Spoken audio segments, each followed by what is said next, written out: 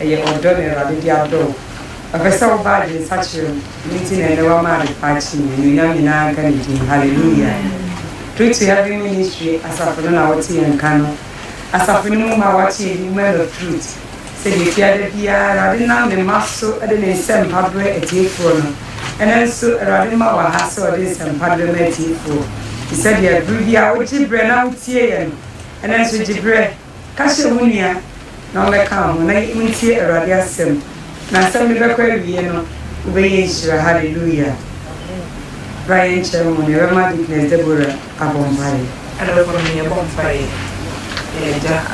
agya ne Nyankopɔn wo a wobɔɔ yɛn na wodɔɔ yɛn na woyi yɛn firi abusua nkontonhyia mu bɛsii saa bere na wabɛyɛ dɔɔso ma yɛn ka sɛ nhyira nka wo din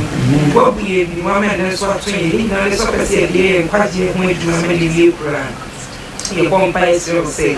ɛno nso sɛde wama yɛ saa to nya wei no ma yɛkra ho nte koraa ɛfiri bɔne so nyinaa no gya yɛho hyɛ wo nsa akra biara wobɛtie w'asɛm yi hyɛ wo nsa mpaebɔ ne sɛ fa akoma biara no mu hyɛ w'aso mmra ase akoma biara na asase pa a wo sɛ tɔ so bɛtumi aso abapa yɛsan kɔ so bɔ mpae gya studio ha hyɛ wo nsa sɛ kɔsoma wo tumi ne hene wɔ studio ha tumi bi a ɛbɛsɔre wie no wogye si ne kwan yɛsɛ sɛ ma wopɛ nyɛ hɔ wɔ yɛ mu deɛ wɔpɛ sɛ ɔnam yɛn so ka na Awurade nam yɛn so ka ɛmɛyɛnka nipasɛm yɛnipasɛm firi yɛ mu na ɛmu mfa ho nkonkɔn hyɛ yɛ ma yɛbie ma yɛaka sɛ wɔ nyansa ne tumi mu Ishranka udisi wa dini kuni ewe Yesu Kristo dini. Amen. Amen. Bide Rabbi Asi, Rabbi Dickness. Amen. Truth to Heaven Ministry asafo no na wɔte yɛn nka no asafo no mu ma wɔte yɛn di Women of Truth Awurade na yɛn so de ne nsɛm ɛbrɛ yɛde Awurade mu nkyia ɛma yɛde tiefoɔ nyinaa yɛsan so de Awurade mu nkyia ɛma yɛ asafo mu mpanimfoɔ yɛn apostle Moses Abetepe ne yɛn prophet Richard Entry ane asafo mpanimfoɔ ɛka wɔn ho nyinaa Awurade hyɛ Truth asafo nyinaa asɔrema nyinaa nso yɛde Awurade nkyia ɛma mu nyinaa hallelujah yɛ papa mo de yɛhyira mo bebree sanse mo na mama yɛ saa kwanya wei sɛ yɛ ma nso yɛntena mo akonya so na de Awurade de adom yɛ no ɔbɛfa yɛn nso de ama adɔfoɔ nti Awurade hyɛ yɛ papa no paa ɛwɔ Yesu Kristo din within this of Mame Diana Abetepe ɛwɔ minions of Mame Gloria Entry wɔ ha of Mame Juliet Frimpong Dickness Mrs. Deborah Amoa Dickness Mrs. Vivian Edu your elder Emmanuel Wache and your brother Kojo Onoso wa hallelujah Awurade be fa ne maso am ye yisha ye dike every yeso wo ho ani sha mu nyina wa Awurade Yesu dim hallelujah amen adafo no mu Awurade Yesu Kristo dim mu yesua Awurade asɛm anase yesua honhom a yefa ne Jezebel a odi enyankopɔn asafo enya ne ho ade na Awurade de ato yakoma so a bes ekobusu nini no ne ye ne adofo adwendwen ho na enam sɛ ɔyɛ honhom a da bi otibi gboro na me asafo mu na odi dwuma ahodo bebre nti woka ne ho asɛm a onwie ne ho nsɛm dɔso na odi dwuma bɔne paa wɔ na me asɔre mu a odi enamanya nipa ne besusu sɛ ɔsum Awurade die so na honhom yi na abɔdra na Jezebel honhom na abɔdra na edi ni di dwuma anu ti yesre nyina ho bi a wo bia twebe afidie ne sɛ de edi kan ye no na tie bi na fatoto abrabɔ ho asɛm no yɛmfa nya ahwehwɛ na yɛhwɛm na betimi aba sɛ yɛkeka kwana na su ni bi awiawia no ho abɛtena wabrabɔ na wagina Yesu dim asini kwan na watwe ho afiri no wama Awurade mum kanea na adi wanim na watumi ayɛ nkunimdifo Kristo sum hallelujah amen and it's na yɛhwɛ the works of Jezebel in God's church the works of Jezebel in God's church Jezebel nyuma hodo bi a ɔyɛ no wɔ Onyankopɔn asafo mu na ɔnam esu ahodo bebree so ana wodi saa adwuman ɛwɔ Nyame asafo mu suba na nya baako egu ahodo bebree nti na yɛbɛfa suban no maako na yɛakyerɛ mu sɛdeɛ saa suban kro na yɛbɛbɔ so no kwan a ɔfa so a ɔda ne ho adi ana so odi di dwuma ɛwɔ Nyame asafo mu ɛde sɔre tie Kristo asafo no Awurade bɛboa yɛn paa hallelujah na bra yɛn kyɛ ho no yɛbɛhwɛ Awurade asɛm ɛwɔ 2 Corinthians 2:11 Corinthians 4:11 Timienu tichemu du baako no Pachinti radiasem. Na Satan ni enim efise yenim naje. Ajosansi subi. Korinto fongo metaso ni no timi no yi mudu baako. 2 Corinthians chapter 2 verse 11. Na Satan ni yemim efise yenim naje. Hallelujah. Amen. Na Satan ni yemim efise yenim naje. Na Satan ni yemim efise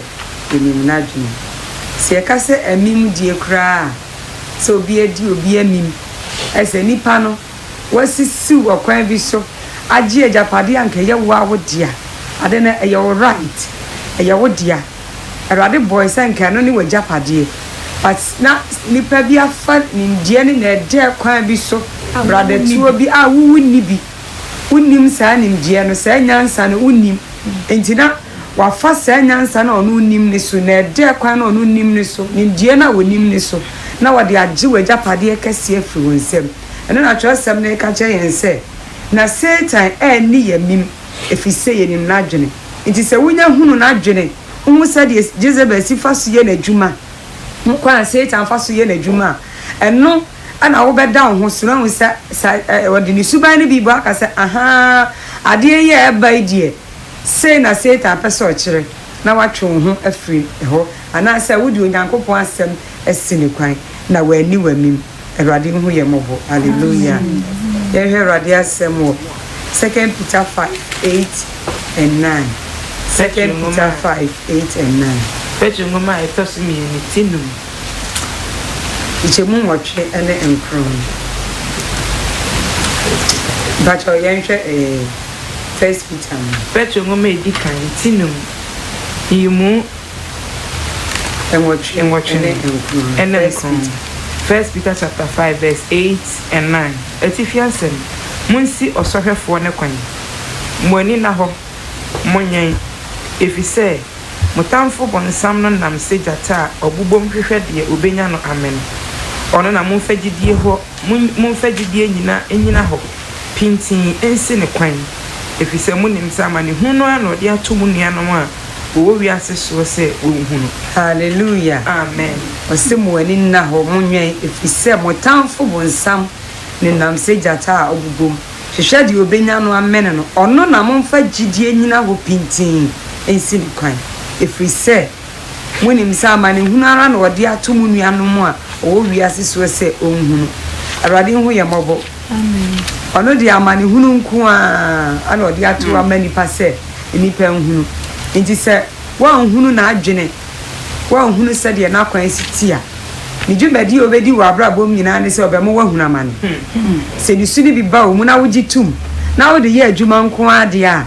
na wie ye no ya amane hunu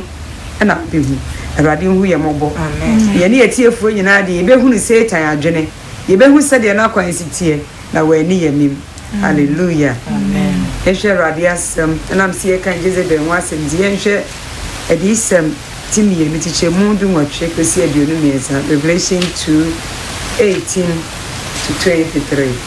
Patro ye kenkan Yohane edisem timi ye no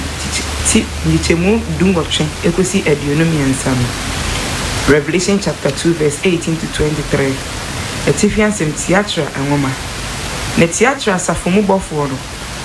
Chokoma ne say na nyankopon ba ne niti se ojaframa na ne nan ti se ya wafefe no se menimunyuma ne wodo ne wogidie ne wosom ne wobo aseto no ne se unyuma edi akire san di edi kanen nanso me won ho asem se wa ma oba Isabella ofre ne ho se odifo no kwan se on church no na adam nko a na wo ma adwaman na woni nam a wakuma ma abosom na mama no bresa on fansa cha na dwen free na adwamamum na wansa kira hwe me de ne beto mpaso na me de wona wone ne se awade no egu ahunhia akasi yese wasacha won adwen wo won nwumem na me de owo bekum ne ma na safuni nyina hunu se me ne de ohwehwe asabo ne akomem na memma no mu biara sade ne nyumesiti. Awurade hu ye mobo. Adafonom oba Jezebel a obetena ase se de ye nyina ye sua ho ade no ne honhoma na ode ye adwuma ho asem na Awurade nam na ko aso ka no Revelations ha no na okan se de asem ne siti na ono de ne nkyerɛkyerɛ nyinaa ne sɛ ɔbɛma asafo no ahwe ase na wafom Awurade mmra na wohwɛ aseɛ no a ɔse ɔde owuo bɛkum ne ma Awurade de saa atemmuo yi na ato hɔ ama saa ɔbaa na sɛ saa honhom no entimi nua biara na sɛ onipa biara nso ɔbɛma ho kwan ama saa honhom na bɛtena wo mu no saa atemmuo kro na ɛda hɔ de ma wo nti yɛ a na yɛahwɛ yie ɛno nti na ɛsɛ yɛma yɛni da hɔ na Satan ani yɛnim anyɛ saa ɔde minu mienu aba akɔto amanehunu mu Awurade ma no mpare yɛn amen Awurade Yesu Kristo din hallelujah amen yɛkɔ esu ahodoɔ no so kwan ɔfa so di influence nipa ɛwɔ asafonim anaasɛ odi di bɔne di ne dwuma wɔ asafonim no Awurade bɛboa yɛn ama ɔfaadɔfoɔ so akyerɛkyerɛ mu hallelujah yɛdi nka akɔ sɔfo Maame Juliet hɔ sɔfo Maame Juliet yes ma'am wa adesua mu no yɛho sɛ Jezebel su no baako ɛne sɛ da bia ɔpere sɛ ɔbɛgya tumi nti tumi ho kɔm ɛne sukɔm de no nti da bia ɔpere ɛyɛ nakoma so adeɛ paa n'ani abere ho kurukuru a ɔpere sɛ ɔbɛnya tumi na saa power hungry kwan bɛn so na Jezebel fa so a ɔde di Nyame asafo no nya. Praise the Lord. Hallelujah. Hallelujah. Amen. And open so yada Awurade Yesu Kristo ase wo enen so yawaye ni pempenso a odi abedru. Yenim se enen so obedi ni dwuma wo kwan so nkoso kra. Na se ne ye ka Jezebel ho asem. Adofo no yesese yedi kan ka wo yade chenim se she operates freely on sincere believers. Nti wona wani abre na wo se wo ye agidifo no otumi ye adwuma wo mu a omre anti ye mu bia ne ho wapa ho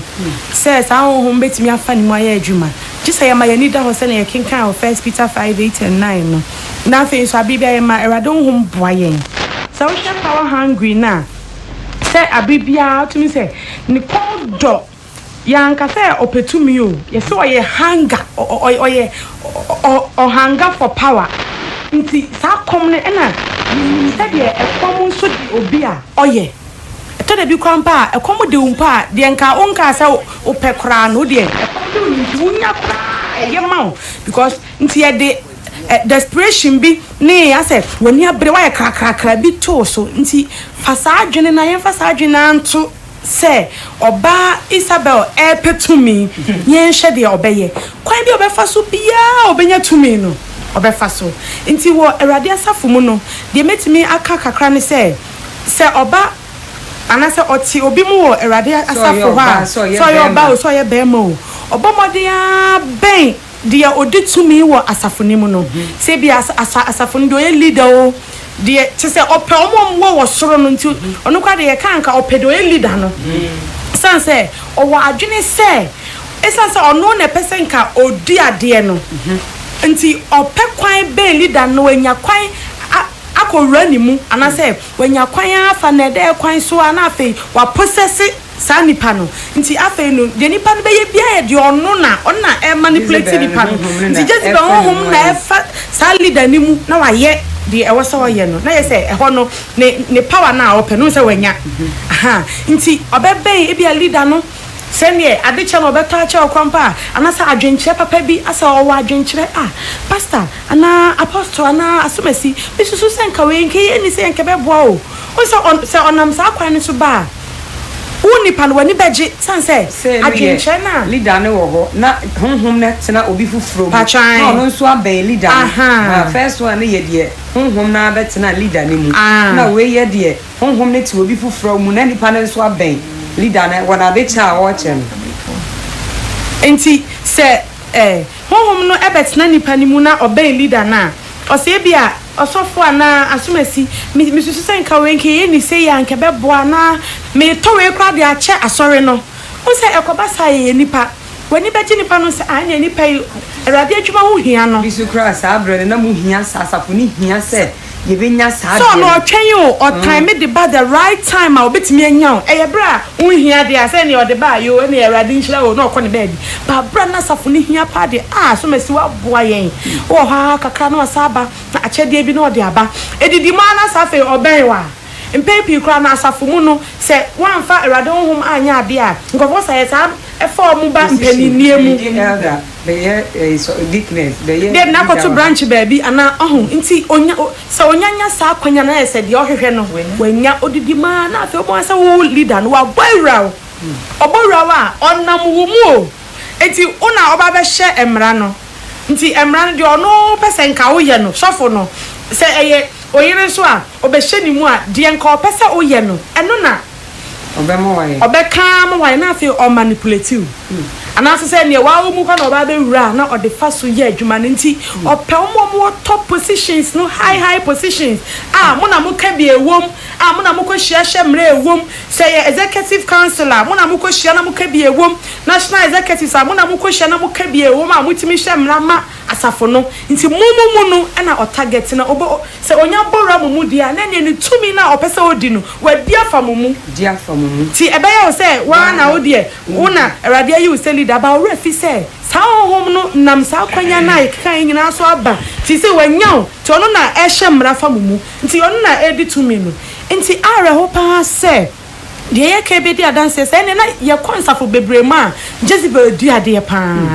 ono na ye apostle o mia baby ono na ye pastor o mia baby ono na ye prophet o mia baby isan say obobawra o mu nyina nti de ono pe no eno na mpanimfo no eye erade moye pa no ohu ye mobo pa titire adofo se wo so ebia wo de obeka se ne eye mpanimfo na ope o ma fine we a member obetimi abo awura wa na afi ode wumom kwakọ ya ade na tia leader no enti obia emfa ne hu ni wom obia ewo mu se ope leaders no but also so obetimi de wa ya akode anasa obetimi ababo awura na ode wumom akwakọ tia mpanimfo na onam wo wadwe nkyere bone ne so na ode ama mpanimfo na sa kwan no so de onumom na edi ade anasa odi tumi ni wo asafumenti power hungry no ediane no wanya die wi wa me erade moye na Michelle pa because of Mama Gloria also of Mama ye fefi power hungry ma so Mama Juliet e kana no ka say nipa no honhom ni bowura na nipa no eye adwuma nipa ne besusu say eye ono na erade ama no honhom na egya na ode ye enti bede na obi wa nchen a wo hu say ade a leader yi ye die enye erade ene enama erade kwan so akwan be na obefa so because ebi oye nkomsheni a obasha ne nkom oye software obe preach evangelist a obekọ akọ nyame asem go kan Revelation 2:18 ne bana wasimi nyuma se nyuma edi ekire no echen Canadian no so no ba ne na ye adwuma nti ebede na ye hu se nipa so masidie sisi a enye erade na yisu dipiem bede na obi ewu etimi hu ni sanzo mani yi hallelujah erade adum nti so ma me etimi hu ni sa mani yi pa eno nti na Bible say ye ma asem ni no so ye mu bebre ni se nyame asem a me de ye ahwehwe no nyame asem a me de etutuma na mo anase ye de hwe ye nuanom ye mfum som ni sa asem ni wo me mu na nyame honhom ewo me mu a metimi hu say sofo yi wamane anase ekwan ya sesi ofaso ye na ade no enjine wade kwan so if say Bible say mama mani na hono nti ye ni na eda ho no ye de wade asem na eba be ye ni a ye de ba betenetene ye hu nti ansa na mehu se menua bi chia anase menua bi mane no this me ankasa me bentrosem no na me ben erade abribia no me manya me onkonkru ja me abribia no eba sa onkonkru be direct o nipa na chia obetro be ma wa twi nipa na de na sikwan mu because this asema erade names of my menstrual can ekoso bebre obi ko no ma so ma me otimi kwampo esi dan de chasafo no no atonko nwa yi bibie gumu o de amasafo no di waba benya sofo ni tutumi e ma sofo no ntimi enka de twa so woka itwa no beto aso the penny bi ka che mo say every gift is a bribe. So gift bi obi de be ma obi a wa bribe because wa kan o kasabu asho yi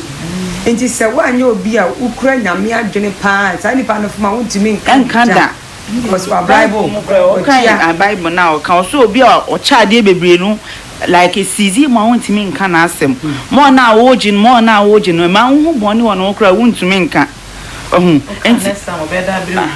ontimi mbro bi nti so maame saa de atwa say asofo mpanimfo a yetwa mpanimfo ana yetwe asofo won ahia no Awurade mo ani nya Awurade ani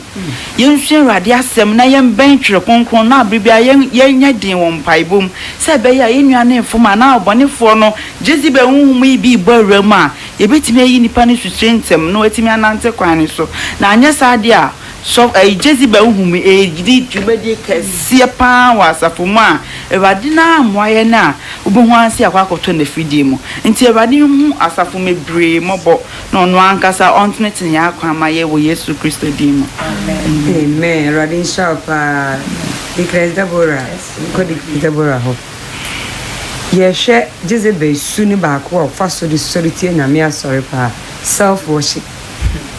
so obi som ono ankasa ne ho e wasafo ni mu pa Awurade mo ayen so the of my American e wasafo ni self worship osom ne ho Jezebel ni suba akono no na ono ne de no honam fem no obema nipa nyina hu so ahobrase de odi wie nipa no obekoto obeba down de opese waye bia no obetry say obeye sa crofo no normally hu na asa the submission wo de enyianu bi e wasem bi mu aye ho ba say de obeka ne bokọ so ne kasa ani die mu o mesre mo me pamoche o mamu mfa mabufuo oh e mama nwene nkobone minya intuition say sa crofo ne tai you see where sa utimi say ahobrase emuli obre ne ho ase wo honam mu na nso se Awurade dom na wonya honhom abo se bribia na otai kasa fa ne ho sangrofo no o kasa bia otai kasa fa ne ho gidie ono ewo ni mu pie for instance oyoni se oyo sofo anasa se fa bema anasa oba mu bia na onya kwanya se nipa no high position anasa mpo onya high position nipa nam so omo ya power hungry ni to try so be nyansa na wa portray say suban we yedi because nam say owo tumi ni nti no hu ne ho say ensa se osum bi abato bi ye dey esom no nti tem bi oyi ne ho aye o kamfa ne ho nso benifo se nkan chen kamfa ne ho nti obo se tem bi aso ne mfefo hia ba bi owo bi ano tai kan ne ho nsem me de me bompa yo me pempai bo me mitimi bompa 5 hours in a night me bo 3 hours me kura ne dan Awurade kan bibi se kire me o kan say what ensem obeka no o praise ono ane ho ne ma na busua na wani agi ni nipa oye good o ena dan no yo ba obetimi aka ne kun ho nsem that is said na warrior no eye so perfect eno na abo ho sese yo ba no ne mfefo hia memi kun bo makonhoma se o na wo bo se hwe sika we ode ma o sika oni baba ahoso no na wa wie awo na fi wukun na Awurade adom odo na ono oti wasomdie mu no nam se wakoka no ho asama Jezebel na Jezebel ahwokwa no ho akye wenti no waja wukun ne so nso me kan wonya sampo de Jezebel ho homa fa no odwa nanum oye ni pota edwa nanum onye no mfafo hia tambia no kan sama kase fa ne ho de be me eyi ni kire ne me be yi na kire be da na di nko an oye instead se obeka Kristo ho asem obebre ne ho ase no wa ma Kristo adadi no ba bi obedu bia no je anyonyam nti sai ade bi mpo na obeya asem fa nse se Awurade nam ne so ye bibi ana ase bibi no obeya ne nipa kan nyame anka wontimi nye o me kura na me ni ho no mo anka wontimi nge nyame na mkobo ana me kan so ade uko fufu no wa wi a wo fra enso ka se me na mkobo ni nyina nti abasafo ni mu a se nipa we no beka se nimdie we kro mu di seed an se nyame na me ko ho no mko ka se nimdie anka dan no ma expanding enko mo ye ne ketuwe bi nka sa me ya ya ketuwe bi se de anka adults nke nya ba bi ntena me kra adwini we na mde ma o mu so mo nkoto do we nke enye yi me na da bia won no de we initiate bibi tam bi odwa na num sa de bia ya papa bia etwe nipa ho ahia bia no ono na dan na di ma na ye den na so de sa adwenkyere ne ba enti Awurade mo ayen enkankan ya kandifo no se nipa be sa no te sa Awurade mo e no me honhom ani we adi be hu ba omo ba wunhu se de bi kan no obra ne ho ase suggestion no de ba ahobrasiem ana de suggestion ne beba obuom kasa ni mboko mu onka ne gidigidi na obo aba befu no enso me ke bia na sa suggestion no de ma na kwa wie yeto ne de o ha beba enso no owia no asa praise ne ho so no na de sa adwe ne ba enso ha no ba no yi ne ho asinchen je Awurade mo ayen na sa self worship honhom no se me nua ye kasa yi se wo hu se bi wo mu bi wo mi mu a Emma me ho kwan wo ta do wanu bebra ho ne say Jezebel me kan ho peace re no kre se me ye Kristoni na me onipa me ta dwa manum me ne me na fofo hia me kan ya makese ensam ne kre bi anya no kre bia inte odi da bia ye kasa me twini pa adwen gina me so we kan sam na me nkwa me die ma no na me be kasa me pesa me kan sam e be ma obi adwen gina me so na yi me apie na se nipa na etwa ho ahia ne de wo monye obi a enti se me ta dwa manum a me mu ne say Jezebel ho wiewia no ho abame mu na wa betina me mu mpo dada me serade na omoa me na enudwa ho mfiri me so amen amen Radin Sharpa because Vivian boy na me kabia to self worship neso san crofo no obi a honhom ne san honhom ne woni mu no ono onye abone dawo fini mo frasia ko du ne mpani fiso waye holy ono die sem kwala su sa omudi ma me ne papa agro omo ye den omo ye wiankwa mu nam onye bidja wanye bidja ono die wo ye holy sa so be hada na papa ya bosunsum ni na na ma me som bosom eminim kwan afa so a ono die okohu Yesu wetama na oye baby no nti erade mu aye na ye nyina ni mra ya hu nti wo obi kasa na ono die da bi o praise ne ho da bi a ono die wotini che ni pe wo wiase nyina wo ho ba bi a oka ne nsem na fi erade mu aye nyina na erade nya ya dom na sa honhom ne wiewia no ho ametina ye mu Thickness Vivian Jezebel ni su a wodi di asafoni nya ba ko ye ahoya jealousy papa akwan ba so na faso di sa ahoya su di na me asori na Radin Strap Radin Yesu Kristo se Radin na mandom so dane da wo church no boy ama Jezebel sun kitinkiti ya odi area ye bremu a eje aduma onyankopon asafo na Radin be adom na wetini aboy na se ye kan se ya so wa wotwe wa brabom na se saade yo no koso a se Radin na Radin hu mobo na Radin enkoso anya wadom na ntimi mfi mu nko ahoya no kwasem ni saade yo no so koso Radin fie a eye aduma pa ade ba ko a ema ahoya eba se Radin di obi di dwuma kese ewo nyankopon asafo mu se Radin nam sa ni pare so obi a ni pe obom paye pa de bia odi ma asafo no me kai se abro bi a esetan bia asafo na wo mu no se Radin enam sofo no so be preach a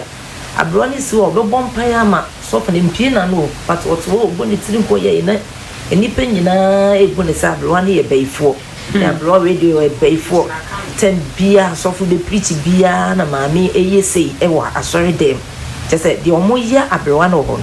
da ko na Radin bia sofo na ni ma ni hu se sanya abro we anka wunu baby a udri da bia na sa wo sense Radin fa sofo ni kunku just onfa ni nwie yi na onfa ni nyina yi ada bia sofo ni be gina popiti a no asase a obom pai na obi nso so to no ye ho jealous just ede sa ni bre Radin afa obi so na o to dwom a ni pay Radin afa no so pa to dwom ama ne de ka ko hodi pa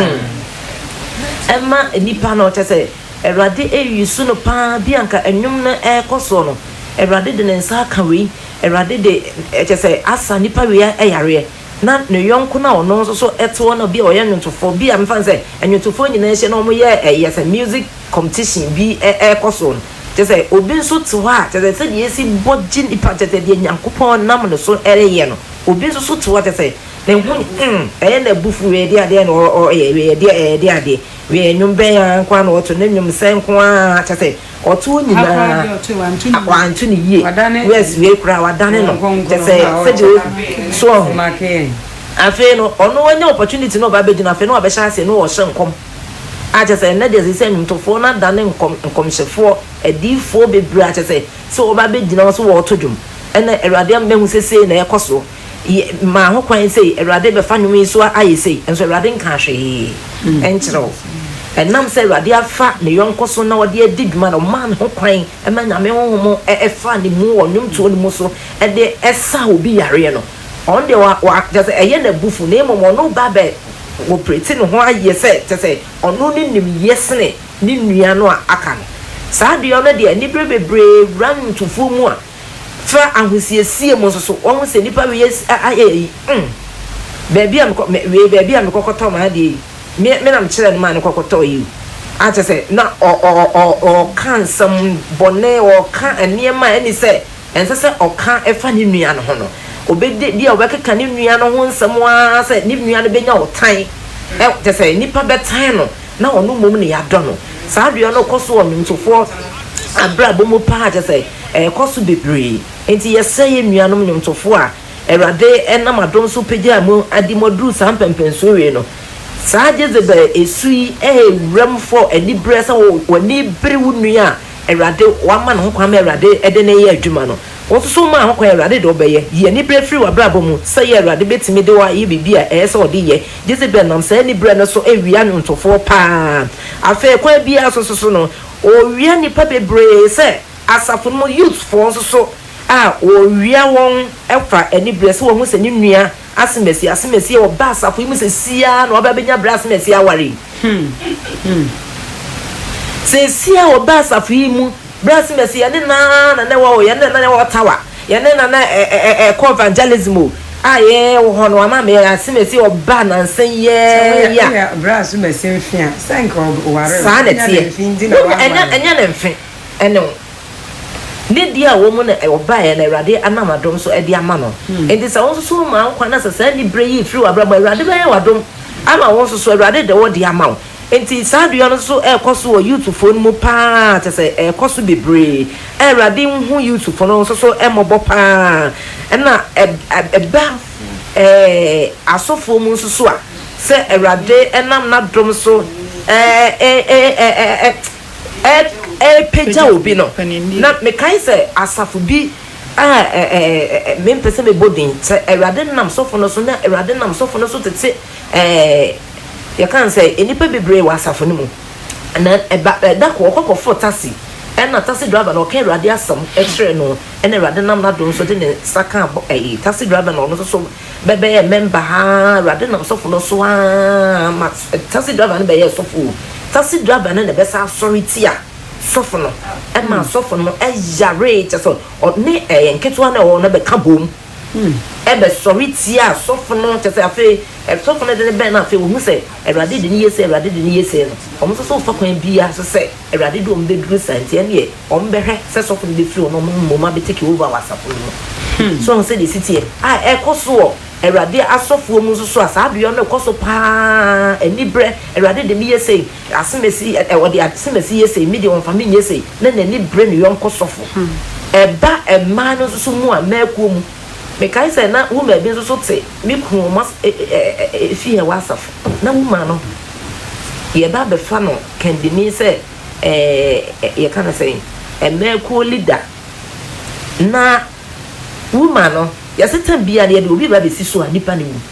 obi ne sem yesa we ni bre ya mfa na anya yi nti ne wo de won susu ni bre ne ahoya ani bre ne ahoya na ada ne be yi enti aye sa de no a enti woman no so de dru so ama na chese ya se date a ye de ne ba be siso woman ne sori anopa wo de ne nana no makọ akọkọ gina bus ho de na ko school no ko devotion ona na eludi o kan topic ba akọkọ butu property ani se ya no woman no ye o kan topic ba ko pen chese wa nke bi mo de mu se mpaye na no mo bo mpaye na six aboko bo 6:30 so no on so you feel after mo ko pray na no ano no on so feel hwe ni pray ekoso na me asafo mo Jezebel dwumedi a odi e wo Nyankopon asafo ni nyam Kristo asafo no so na obi oba be di tumi bia no okuno hey obi oba be di tumi bia no okuno asa ni bre ne sa ho ya no ekoso a che se edi dwuma pa adofo no yesre ho sa bre mu che se asofo mu di dwuma bebre a che se omo koso bebre enti Erade hu ye mobo no onnom ye moye pa so famba ku bi amede kan o ko ambo de asofo na mu se obema ombechi che adwuma se obema Erade hu agya o mo no manya de ken penimfo o mo beboa o mo no wase se bibia bon apostles true deacons true my e koso papa enyoma on ne beto we ya ono no obeye we obelidi prayer so baby bi omo ondo obi antimi nya hwe obi an obu omu nyina bonfia mami say bi so awosuro say obi ba no obeyi na fro say de na e kan yi ene fan cheche baba fama no erade mai amen ba ko so ana me so betu ana kai pa ya so fo mpanimfo ni asofo nkuma ntem otherwise said the cast of Ketua the authority as of opinion. Minima so from penny for being so rather than one cassa so at the tin Ketuano. I'm a domachadi rather be a chomono. Come here, say, as so sense of when you swat the and son and you pabi. Ain't no a bassa, Satan to me, dear, ni brandy of Moyaba. Mark, I said, I call away and say, I met a tin as they say. When your attentions are just don't on Bessa, on Bessa will be a being attention apart from mono. Ain't so we are software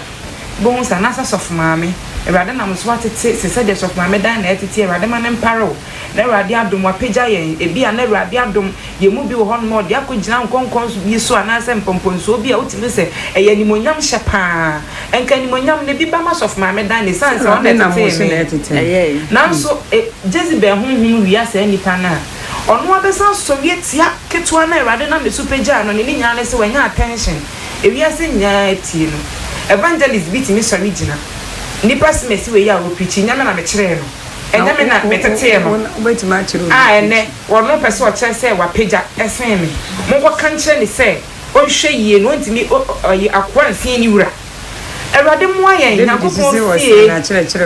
so I rather don't will be out to me sound. Ain't it a rather more, and suffocate what? Pennyfo and Ketuan in Temuno, any Britain, but from me and America, we refinite topic. So for penny pursue a suffocatua son to the stand cup of Christ to the stand say, hey, you didn't to a fiasina if we say or time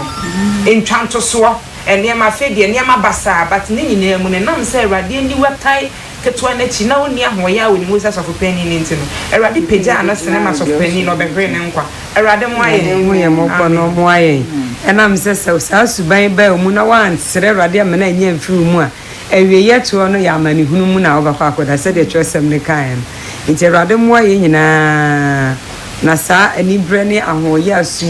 ametira ye mu eno na se duru no ma na wa ye accuser of the brethren de unia ne beka bia no enya wode ogina ho preach ana wo fa pen ato ho na o maake aha wo kan ni sei aha wan kan yi esenka o kade kosi sei esenka o ye ni sei me na me gina ho no man ka me ye ni sei ka me ye ni ya chen adofo no se wo ho na se obi preach na sa ansam ni ba wutirim sa ne ma ne ba wutirim a hunu sa honhom no ye de wo ye adwuma ade hu ye mobo amen no mo ayen amen so mama Juliet Jezebel whom ye deceiver, deceiving spirit. Come back no fast well, this solitary and me answer. I don't know you. I didn't hear mobile pan sunset. And send me Ara who say, a sit down na whom me not chafawo, a radifi. Nakampe say, what be did to me, I be say near my say. Nanso so erade mo aye adofo no say amayani ana hodia obeba urawo obeba urame ayisi amayani da ho na se ne ene erade abo aye sua na kwan no yesua ni yie na masa kwan mu bia da di we yemu a yehunu na ya twe ho afiri ho se o hwe deceiver na me dwene ayi bi fa ho se eno de kakra me ka ba ko pa ye sofo ne yere ntem sofo ene ne yere sofo akwaware oba baifo na sofo maame ye baifo na ubo se mpepi no se ka se obi ye dadaafo a unhunu senya wo a uhyemu a na se wo ina seke onima uben a wo akire dia unhu na medi kan kwa ka se sa deceive ya na otimi ya ma ene ya benya emema omo support feminism no isan se omo mema no omuhu the actual ade a ekoso enti no oti akire na o defend isan se oba no portray ana se odan subai fufredi kire abonten for no bai mu ne de onte sa enti example me fire so for ne yere hwese of maame ye baifo na so for de onim ho hwe se onya baifo mpa o de honhom no aboawura enti one ne kunu ofia to ni kunufo no so daye de ni nyina ho se Jezebel ho me be yi ntie no na wo ka oso daye na abam to wakache ni kunu oyewe ko ye adina no de abase me so daye na wakache ni kuntu bo se ni kunu ne de onim se oba ne yedi fo ba ma no onim se de o makoye na but abonte fo ni nim de ekoso ankasa ne sene enti won say outwardly no o the civil kunu no enti be man de oni ni wo fia onim say hwe miri dear sister miri bo ne pa nyo no a oh ne hon konkono no nye oba ya na no panka fidie panka mikotom onne eso dae ma mi hu ya o ka che me abonte fo ni kasa so fu nya sa sei na oba ne tia ontie enti ha no wadada ni kunu no ama ni kunu adwen say oye sei oye di fo ba oye sei ensusu no onte sa outwardly and also say the other way round oba asori so a obedisi yeah shirawo is of mommy no to maya nefo na adai Mr. Osho hu ye wate to maya nefo okofi ade ode ye ni kurumi so o tane kuru kon so a obekuru oh careful no enti sa na dan echa ha efa baby a otumi because oya ma watwe free no so say dey see ye no ono na ye yo nti hu say oya o say opepa na no onye hwe nti dey see ye no ono na ye but obeya no we obi a gye free so say ono na ye na ono dey nanima fine na oti hono na obi fo na ye dey akwakwohye no ba sa nipa na ye deceive o ye dada fo kese pa o gina bonsama na ma o di juma enti erade moye not all that glitters are gold o nye hyenhyem na na efika enti yemfa sa ade ne ma erade fie say bia wo de ote ho say the nipa ne ka so ote na no na wo de wahu no nti na twa se nka ye kwa erade fie a hunkuku ne de juma fa ade nyina mu enti oya sofo a don't go after talent since we be go after a spirit filled person ye senka ye pe mo be di juma wa sorry ma ye pe honhom fo since ye pe mo talent because nipa no onye honhom ni a just but me fa ntem obedada mo ntem kra nti e bia ye kan ye nya ba bi tie oya sofo ma me oya asori pani ukwa de oya member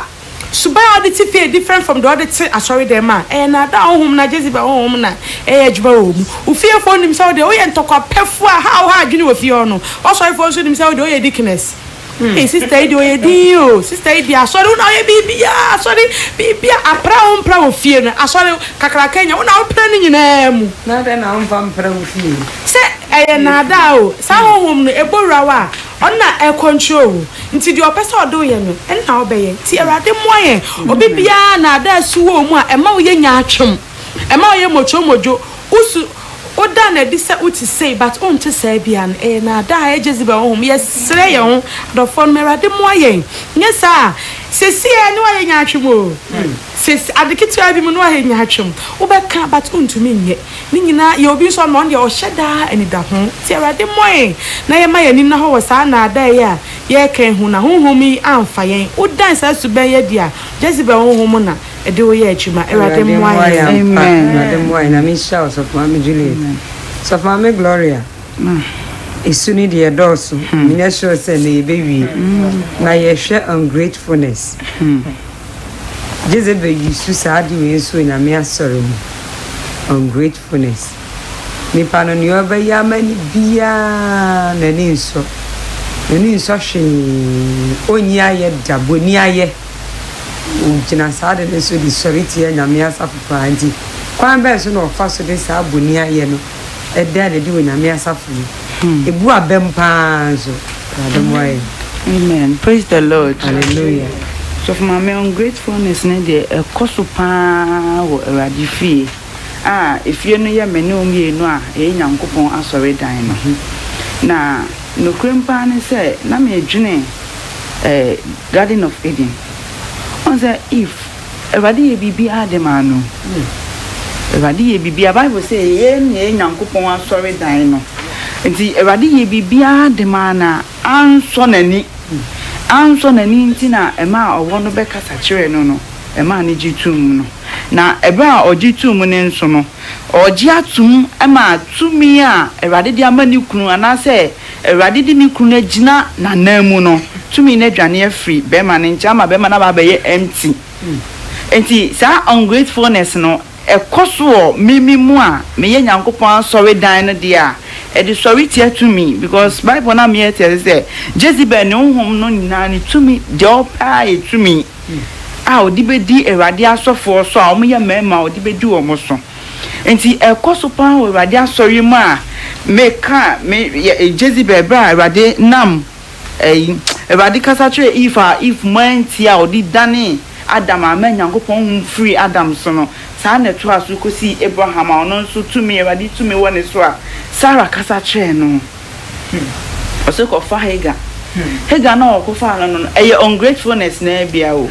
se na de Erade aya ma won nani nso nti oso de ko fa ma afena ne nchen nani ni nkonyin sen no kure ban se okọ ne nchen ne nso ma Erade to me ana ewo Abraham so no Abraham tie ye no ma Erade hom dwane free Abraham o enfie tenten no ntie Erade nka eto aso bebra ekoso ene edin hu Erade asori ma ni tisiri asofo ma mefo asofo dickness asori mpanimfo omutimi Erade tumi odi ama won kununom no enam se ne Erade di ama ye na ye ni nso no tebia ye pebi aka hu nti bon se wese we na position a opeso wogina nti we gina no mi sei bese me ya na mi kotu ni free sa position no obi o kra mi twa no watu aso ebia ya beche omone ya ma na ebia obi di ani mu atete otumi dwen se bi kra nimpa na fa kese na wa ma na ketwa ebi yesa ni nyina ye sa su ni bi o obadwan yo di ama mi tra se de die bebrebe pa asu bi kra na nipa na amfa bi no de ni nyina na ama obat unimu nti no na wadwene sa ama ekoso na me asafo Erade hu ye mobo so hu Erade mbo ye bebre enti sa de na ekoso Erade asofo mu a ema ni Erade jama ye bia na ye ni nso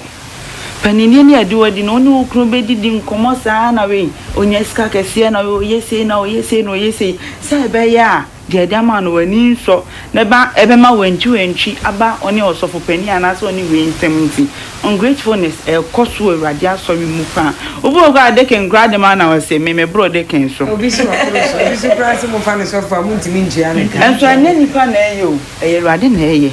si wo hu enti Erade mo ye bebre a ni nyina no edi counter Erade to me edi si Erade kwan pam Erade hum free Erade asafo ma ema de bia ama se Jezebel hum ne dosu because na so for ma make us no si ade kran ponti na nkasa hum wi ye bodin Erade fie na se ye ne ama ye ho kwan ma sa de wi koso ye ne nso ne ma de Erade ye ma ye nyina ye ne nso ti Erade hu ye mobo bebre na omo Erade hu ye mobo Erade share pa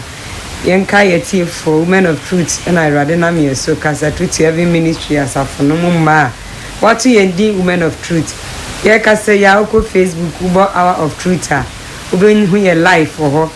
ubo truth heavy ministry ko YouTuber and so oben hu ye live ye kasa wie so a uko YouTuber oben hu ye sa ubo truth heaven oben hu ye uko Facebook so na ubo hour of truth oben ya live Erade share pa so Mama Juliet ye ba ho na ye de discussions and that ye na bewe ni akwati fo ye hwe seduction Jezebel because so share Revelation 2:18 hona anu ho asempa titu no waka kwambe so no faso de saadi man amenko abodwaman Erade asemweke pacho seduction ne pa de me pese me kan ho asempa ye ntadehim fashion pa Jezebel sa honhom ne nam ntadehye boni mu adwamanfo tampa bwara Erade asafo ma because seduction no mpepi no oyema obi eya ade akranka nipa ne nye na adwen se obeye onam adwamanmo kwan so because etumi ye oba ne be ma nhyiemudie ekwan so ni nyina ebi won so a onam otwia woka in kind onam we so de uye ma me o say uye we ya aden uhu me ho nya ofa na me di we be ma me kwa me ba ofi anajo nti onam ntade fun hye so pa so fu preachi na obana ahye mini skirt abetsena nanim na obana ne nam kakra odehem say hey sofo hu a na sofo e ka na no na me kwa na sofo adwan e basa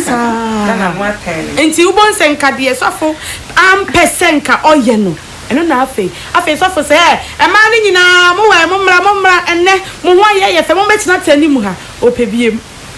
kakra na obana bie so ma ne hwe no aye ne fe dodo inti ubon se oba baifo a ono Isabel ohoma fa no okwa asori odi ntade fo hye inti sister se wo hye ntade fo ko erade asori fi a eche se wo pese wo study si erade asofo ne meme wo ntina wo de sa ntade fo no e ko asofo ma me aboso o hye bi na o sidwam kakra ni sire mu nyina ku honum ni nyina ne se oyama